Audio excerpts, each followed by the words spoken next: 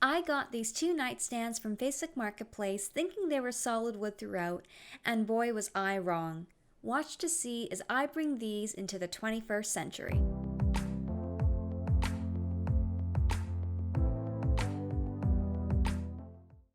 I decided to start with refinishing the legs, and I wanted to keep the wood look.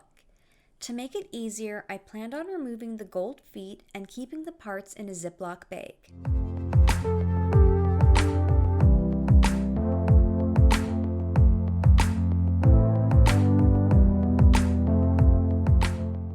Removing this nail was quite a pain. I had to wedge my metal spatula between the end of the nail to pry it forward just enough so that I could take my pliers and remove the nail. It was quite the feat.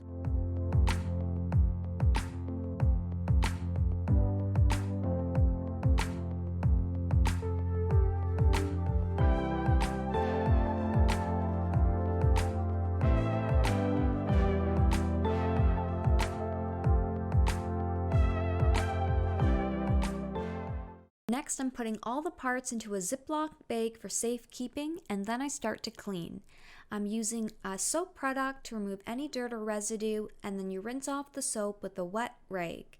Just make sure to use any cleaner. It can be TSP, it could be crud cutter, just make sure you clean. Now that the legs have been cleaned, it's time to take off the old finish. The first step I like to do is to prepare my plastic wrap and cut it to size.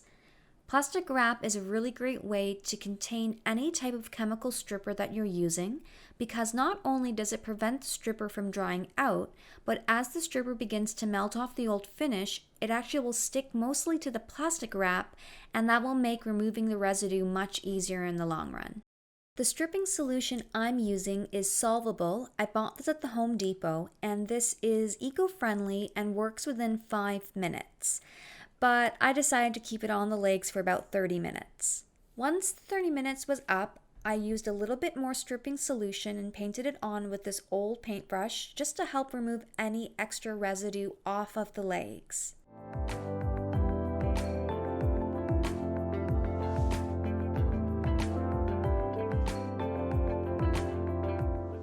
I'm also using here the paint lacquer, or you can use mineral spirits. Either way, both work to help remove any residual residue of the stripping solution off of the legs.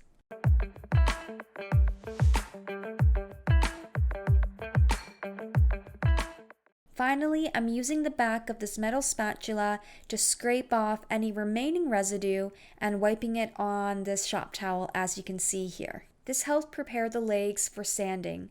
The worst is when you start sanding the legs and then you still have residue left over on the wood. Prior to this, I had also stripped these pegs that you can see here on the McDonald's cup, and I am taking the lacquer thinner and I'm using that to remove the residue. So either work.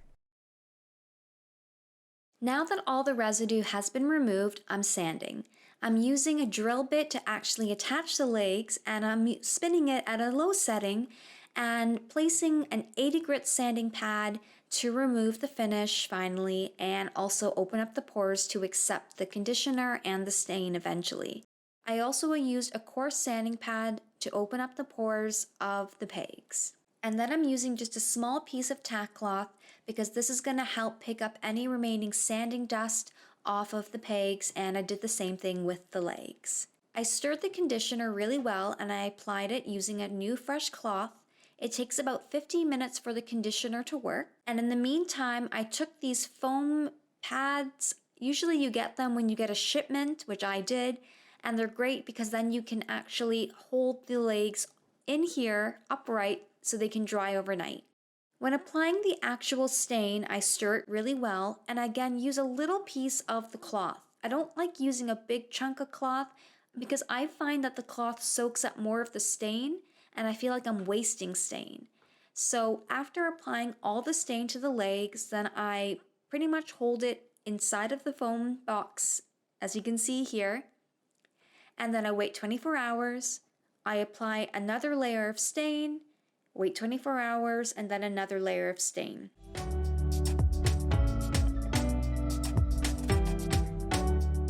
While the stain was soaking into the wood dowels, I began sanding with an 80 grit sandpaper on the laminate layer. The goal is to get rid of any shine so the primer has a better base of adhesion. I would move the piece of wood to see if there was any areas of shimmer or reflection, and if I did, then I would sand it down until it was all gone.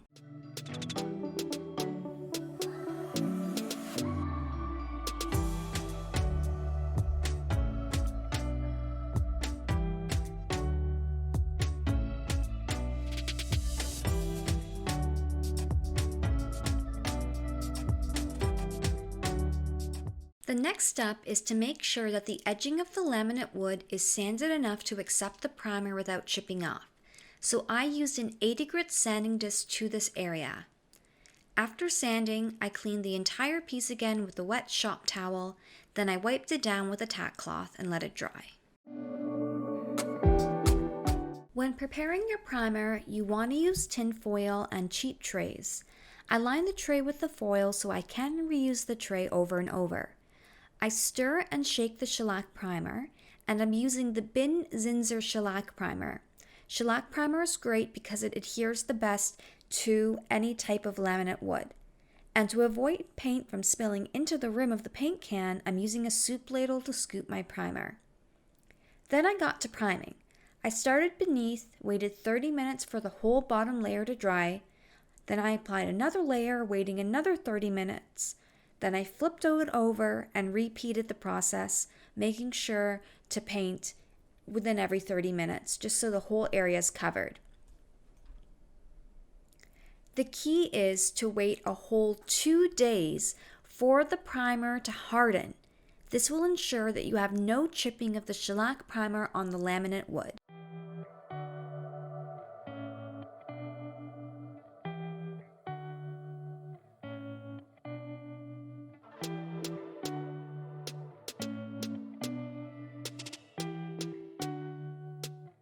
I should also mention that between that 30-minute waiting period, I did lightly sand with 220 grit sanding pad just to smooth down any raised bumps from the foam roller, vacuuming the dust and then wiping with a wet cloth, letting it dry, and then repeating the priming process.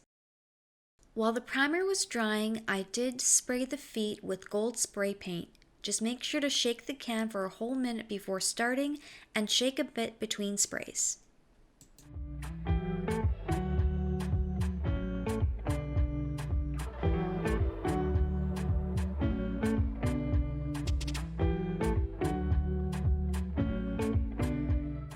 So you might notice that my words are not matching the movement of my mouth, and that's because I am recording over the audio. So for the paint, I'm using the Ultra Pure White from Behr in flat, and in order to transform the paint to make it have better adherence and to make it sand in a nicer way, I'm using the Chalktique by Howard's, and I am not sponsored by Howard's for this. I just like the product because it's cheaper than other ones on the market, and as mentioned, when you're sanding latex paint, it can sometimes roll up, and I don't like that. I find that this sands to a nice powdery finish, and I already created the paint and stored it in this container, but it's really foolproof. It's super easy, just follow the instructions, and it will be great. But in order to spray with the Wagner sprayer, you need a good consistency. It can't be too thick and it can't be too thin. So I'm using this viscosity device. I got it off Amazon from Home Rights, and a good strainer. Lastly, I'm using this little cup to store distilled water. Distilled water is key because it helps to reduce any form of bacteria, and it's going to help with overall paint adherence. So I use 3 tablespoons to start, but as you'll see, I should have added 1 more. 4 tablespoons for me is the good. So after stirring it all up, I'm now ready to try out the viscosity device. So you basically put the cup into the paint, it's a little messy, and then you need to time how long it takes for the paint to empty. My goal is usually between 35 to 40 seconds.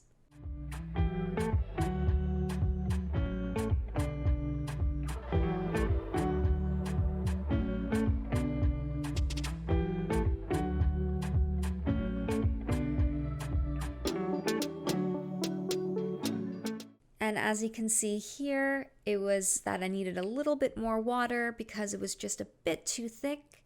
But after the second attempt, I got the right number I liked, and it was time to strain the paint.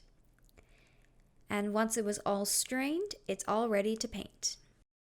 I made this makeshift turntable from a condiment turntable from the Dollarama. I placed a board on top and then a plastic mat. Then I used my Wagoner sprayer to spray my paint in even passes. I typically wait about 3 hours between coats of paint, and I applied 4 coats in total.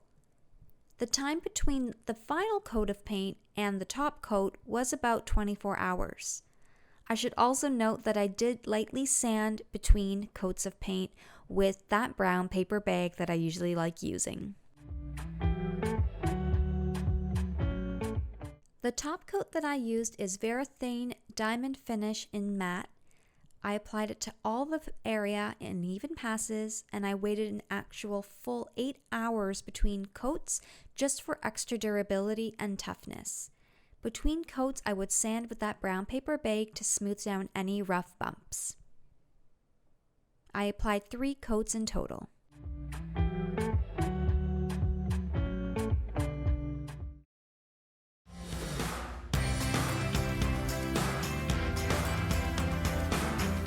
Painting laminate furniture is a tricky process. The first table was my chance to learn all the mistakes. For one, I did not wait the full 2 days for the primer to set. This caused the primer to not cure properly, and I had to restart the priming process all over again.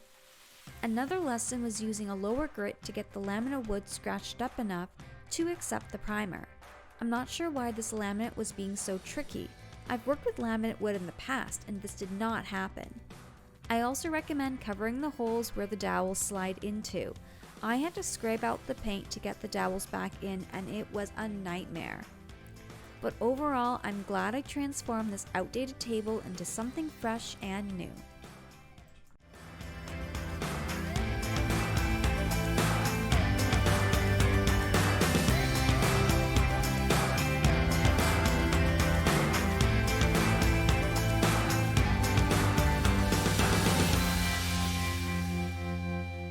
And this has been a tutorial with Rebecca Willis from the Woodland Studio. And remember, you can do it too.